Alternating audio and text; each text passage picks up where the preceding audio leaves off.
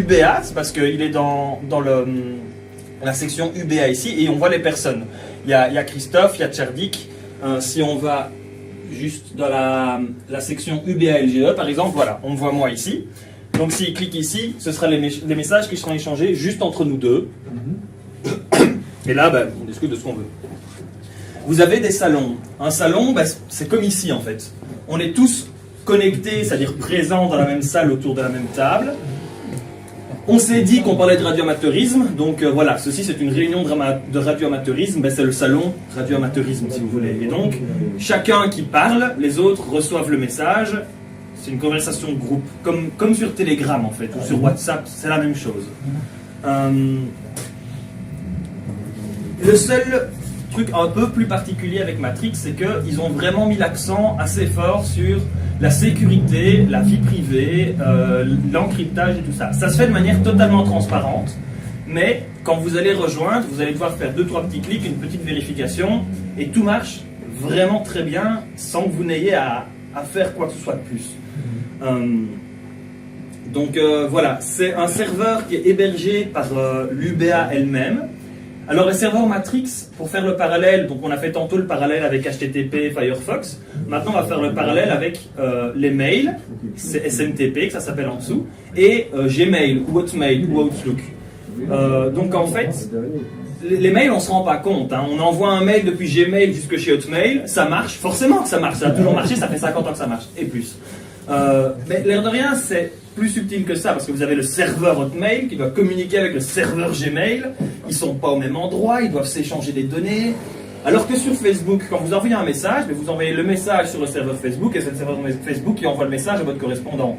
Il y a beaucoup moins d'étapes. Mais la Matrix, c'est similaire au mail. Vous avez le serveur de l'UBA, et quand vous envoyez un message, par exemple, à quelqu'un qui est sur le serveur de GNU Radio ou les serveurs de matrix.org, qui est l'organisation qui crée tout ça, vous allez envoyer le message à votre serveur et votre serveur va communiquer avec le serveur de chez Matrix, de chez GNU Radio, pour que votre correspondant reçoive son message. C'est vraiment comme les mails, en fait. Mais le point principal de différence par rapport à un WhatsApp, un Telegram, un Signal ou autre, c'est que vous possédez vos données. L'UBA vous permet d'avoir un compte sur l'UBA et personne d'autre n'a accès à vos données que l'UBA. C'est question de vie privée, question de possession des données, c'est beaucoup plus intéressant. Et puis il y a un autre truc qui est très intéressant aussi, c'est que si matrix.org venait à cracher, je sais pas, panne de courant par exemple, mais vous pouvez continuer à utiliser le serveur de l'UBA, puisque c'est le serveur de l'UBA qui tourne. Vous imaginez si les serveurs Hotmail crashent, que vous ne pouvez plus utiliser Gmail, c'est la panique. C'est pareil ici. Chaque serveur est indépendant des autres, et donc ça permet d'avoir un système, un réseau aussi qui est beaucoup plus résilient, beaucoup plus fiable. D'accord. Donc voilà, ça c'est un peu l'esprit, ce que c'est, comment ça marche. Maintenant, je crois que ce serait peut-être de bon ton d'expliquer rapidement l'interface qui est face à vous, ce que vous pouvez y faire et comment vous pouvez l'utiliser. Je vais me mettre maintenant face à l'ordinateur. Vous voyez normalement la souris ici, ça va pour tout le monde? Oui. Ok, donc ici à gauche, il y a une petite flèche là, il faut bien cliquer dessus. Vous avez des espaces. Un espace, c'est un groupe de discussion, si vous voulez. Vous pouvez rejoindre un espace préconçu. Par exemple, vous voyez que ici, UBLGE, c'est un espace préconçu par Albert, dans lequel il crée des salons. Il y a le salon général et le salon aléatoire. Il y a l'espace UBA, qui est préconçu par Christophe ON1RF de l'UBA, et dans lesquels on a le salon chit-chat, CMDM, LoRa APRS, on a encore d'autres messages, d'autres salons, et on peut en rejoindre encore plus si on veut. Ou en créer. Comment on va chercher l'UBA? Comment est-ce qu'on va chercher Alors, le salon UBA? d'abord, il faut... Donc, vous avez reçu vos identifiants de la part de Christophe, vous êtes connecté. Normalement, vous avez l'espace accueil.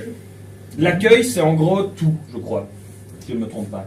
Parcourir le salon, quoi. Vous pouvez, donc vous faites ajouter, rejoindre le salon public. Alors, sur téléphone, c'est peut-être un peu différent. Et alors là, voilà, ça c'est tous les salons qui existent sur le serveur de l'UBA.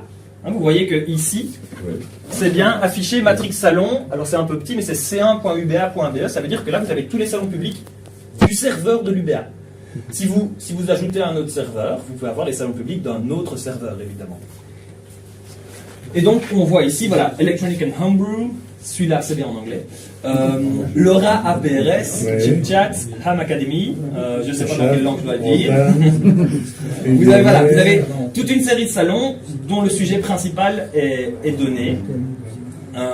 Et donc, voilà.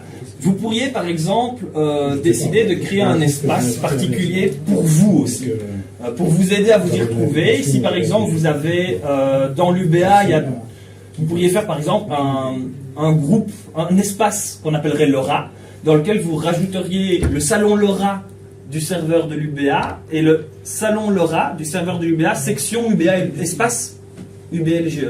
Donc, ici, il n'y a pas de salon LoRa, mais on pourrait en créer un. Et vous pourriez faire un espace où il n'y a que vous qui avez accès à ce groupe-là, c'est votre groupe d'organisation, en fait, c'est un classeur, si vous voulez, dans lequel vous rajouteriez tous les salons qui ont trait au LoRa, par exemple. Vous pourriez aussi créer un espace dans lequel vous créez vos propres salons pour votre utilisation personnelle, même peut-être pour votre famille. Bon, ça, il faudrait demander à Christophe s'il accepte, parce qu'on utilise son serveur pour autre chose que du radioamateurisme, mais voilà, techniquement, c'est faisable. Donc, ça, c'est les espaces à gauche qui sont des regroupements de salons, et donc à droite, vous avez les salons. Et en fait, que ça soit une seule personne ou un mot qui décrit le sujet, ça reste un salon. Ici, c'est un salon à deux. Voilà. Et ici, c'est un salon à plusieurs. Okay. Mon nom apparaît dans les deux, donc ça peut vous rendre.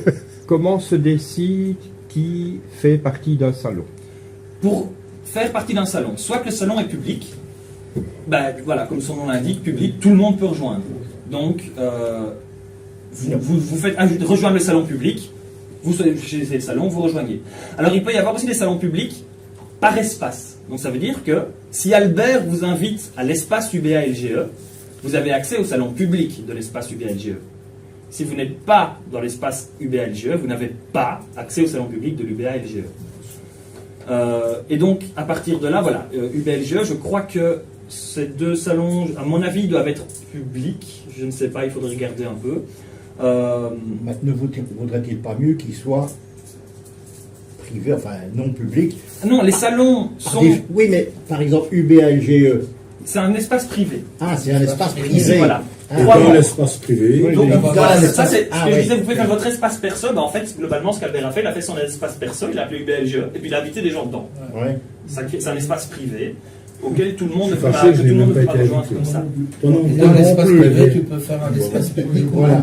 On ne peut pas faire un espace dans un espace. Ah oui, d'accord. Mais on peut faire un salon dans Un un salon, espace. oui, c'est ça. Et donc, c'est ça. peut faire un Général salon. et aléatoire, je pense, Oui. s'ils ne sont pas, on fera en sorte qu'ils le soient. Oui. C'est deux salons publics. Et du moment que vous avez été invité à rejoindre UBLGE espace privé, vous aurez accès au salon public de l'espace privé. Ah, d'accord, ok. Qui est évité les amis. C'est tous des trucs qui peuvent être un peu... ça peut un peu faire peur parce qu'il y a beaucoup de choses, hein, surtout quand on administre sans connaître le système depuis très longtemps, ça fait un peu peur. Mais tout ça, c'est fait pour pouvoir avoir une utilisation au final très pratique et très sécurisé. Voilà, ça. Donc, On pas peut littéralement commencer faire ce qu'on veut. Tout et n'importe quoi. Voilà. Mais une fois qu'on a l'accès à, là on peut... C'est ça. Et quand on est sur l'ordinateur et qu'on a ça sur le smartphone, ça se synchronise. C'est ça. Donc, si jamais vous avez ça sur votre ordinateur, donc vous allez avoir cette interface-ci. Ça pourrait être aussi dans un navigateur. Vous n'êtes même pas obligé d'installer le logiciel. Ça peut être directement dans le navigateur aussi. Donc voilà, ici, l'application est installée. Si Albert veut maintenant le rejoindre sur son téléphone, mais qu'il n'avait pas, donc il va devoir installer l'application sur son téléphone. Et après, il va devoir, sur l'application, chercher à se connecter à son compte. Donc on va lui demander le serveur, C1UBABE, le nom d'utilisateur, le mot de passe. Il va rentrer ces trois données-là. On va faire, d'accord, on voit que vous êtes déjà connecté.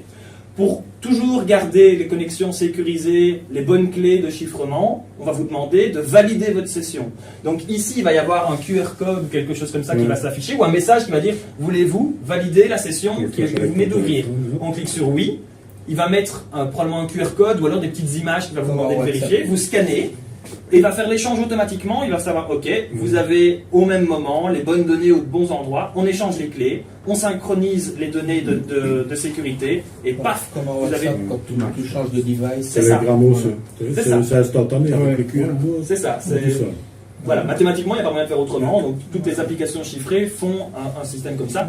Ce qui change, c'est la manière de le faire exactement. Donc, voilà. Par contre, dans le sens où moi je veux faire une recherche, je ne vois pas. Mais non, les Alors, autres. Il faut absolument être invité. Oui, Ouais. tu dois On ne sait obligatoirement pas être invité. faire une recherche sur le truc et dire ah, je voudrais bien aller dans celui-là. Non.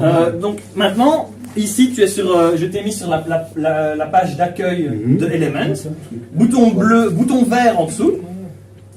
Parcourir les salons. Là, je vais Et là, on voit antenne et